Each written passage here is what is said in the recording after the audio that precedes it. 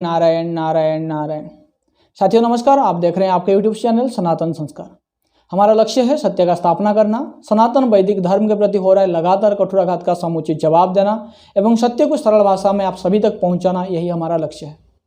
अब आगे हम चर्चा की विषय चलते हैं। कल हम चर्चा किए थे कि महामहिम राष्ट्रपति जी ने हमारी जो जुडिशियरी सिस्टम लॉ के बारे में बातचीत किए थे, उसके ऊपर हम कल भी चर्चा किए थे। आज हम उसके ऊपर और थोड़ा आगे चर्चा करेंगे कि हमारे देश में ही ऐसा क्यों होता है कि कोई भी राष्ट्रद्रोह का एक सख्त कानून नहीं है, और ऐसा कभी नहीं देखा जाता है कि जहां कहीं भी राष्ट्र विरोधी नारे लगते हैं, जहां कहीं भी राष्ट्रद्रोह होता है, कोई भी आता है देश के बारे में, धर्म के बारे में, राष्ट्रीयता के बारे में, सेना के बारे में कुछ भी बोल के चला जाता है और उसके लिए कुछ होता नहीं है, कोई दंड विधान नहीं है। हाँ, दंड है लेकिन उसको लागू नहीं होता है, कोर्ट के पास वो उसके लिए समय नहीं है।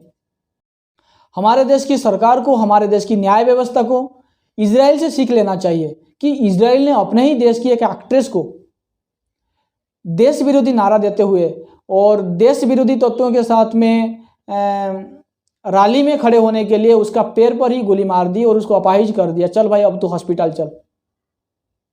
अपने देश के डॉक्टर को गोली मार दी, जर्नलिस्ट को गोली मार दी।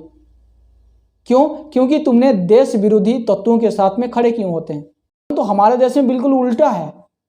आप चिंतन करें कि जो भी देश विरोधी नारा देता है उसको सीट मिल जाती है इलेक्शन में, जो भी देश विरोधी नारा देते हैं वो पब्लिसिटी पा जाता है। सस्ता पब्लिसिटी के लिए कोई कुछ भी कर सकता है। अब रिसेंटली आप देखिए कि उस अभिनेत्री के बारे में, पता नहीं अभी तक तो हम उसके नाम भी नहीं सुने थे, लेकिन सेना के बारे में जब उसने उल्टा पुल्टा बयान दिया, कमेंट किया, उसके बाद में हम जाने कि हाँ वो बॉलीवुड में ही काम करती थी।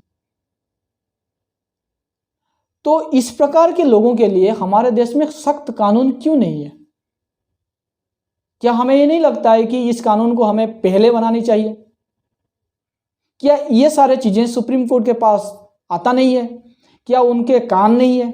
परंतु सुप्रीम कोर्ट के पास में ये सब चीजों को समझने के लिए टाइम नहीं है, सरकार के पास में ये सब के लिए टाइम नहीं है।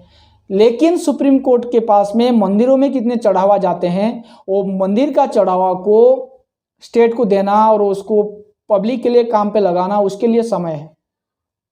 सुप्रीम कोर्ट के पास में दीपावली को फटाखा जलाने से कितने वायु प्रदूषण होता है, उसके लिए समय है। सुप्रीम कोर्ट में हिंदू परिवार योजना के तहत आपको कितने बच्चे पैदा करना पड़ेंगे, उसके लिए समय है। दूसरी तरफ आप कितने भी कर सकते हो, कोई प्रॉब्लम नहीं।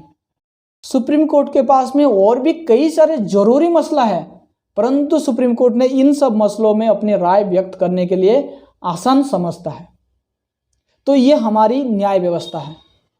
कल जब हम बातचीत कर रहे थे कि पूज्य आसाराम जी बापू के बारे में, फलाहारी बाबा के बारे में, दारा सिंह के बारे में, इनका केसेस के बारे में, क्योंकि हाई प्रोफाइल है और काफी लंबे वर्षों से ये चल रहा है। सुप्रीम कोर्ट के पास में इन सब के लिए समय नहीं है, बिल्कुल ही समय नहीं है। इनको फास्ट ट्रैक में लेके जाने के लिए बिल्कुल ही समय नहीं है। परंतु उसी सुप्रीम कोर्ट के पास में ये समय है कि मंदिर का चढ़ावा कहाँ जाना है। अभी अभी सुप्रीम कोर्ट ने जो पारित किया है कि जहां कहीं भी हेट स्पीच होगा तो पुलिस को तुरंत उसको अरेस्ट करना है। यदि आप अरेस्ट नहीं करते हो तो ये फिर आपके लिए कार्रवाई होगा। इस प्रकार की जो वर्डिक्ट दिया है सुप्रीम कोर्ट ने, इसके लिए उसके पास समय है। कहाँ हेट स्पीच हो रहा है, और हेट स्पीच क्या हो रहा है कि जब कोई व्यक्ति किसी व्यक्ति का, किसी समुदाय का, किसी जन समाज का निंदा करे तो उसको आपने तुरंत अरेस्ट कर लो। परंतु उसी सुप्रीम कोर्ट ने खुद जब हेट स्पीच देता है उसका कोई कुछ नहीं बोल सकता है। फॉर एग्जाम्पल के लिए मैंने बताऊं, जब नुपुर शर्मा ने बताया कि मेरे लिए चारों ओर से जो एफआईआर पड़े हैं, आप सारे के सारे एफआईआर को एक जगह पे लेके आ जाओ ताकि मुझे आसान होगा और मैं एक जगह पे जा पाऊंगा।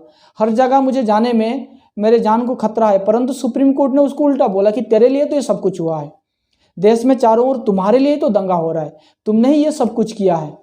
जब किसी व्यक्ति को आप आक्षेप करके बताते हो क्या ये हेट स्पीच नहीं है? ये हमारी न्याय व्यवस्था है जो बिल्कुल ही कतई बहुत बड़ा परिवर्तन होना पड़ेगा और करना भी चाहिए। लेकिन ये तब होगा जब आप और हम इसके विषय पर चर्चा करेंगे, हर किसी को हम जागरूक करेंगे। आज का हमारा ये चर्चा आपको कैसा लगा कमेंट बॉक्स पर जरूर बताइए। अभी तक बड़ी धैर्य के साथ आप हमें सुनने के लिए आप सभी का हम बहुत बहुत आभार। एक बार आप सब लोग मेरे साथ में बोलिए सत्य सनातन वैदिक धर्म की जय। जय हिंद, वंदे मातरम। और इस वीडियो को शेयर करने के लिए बिल्कुल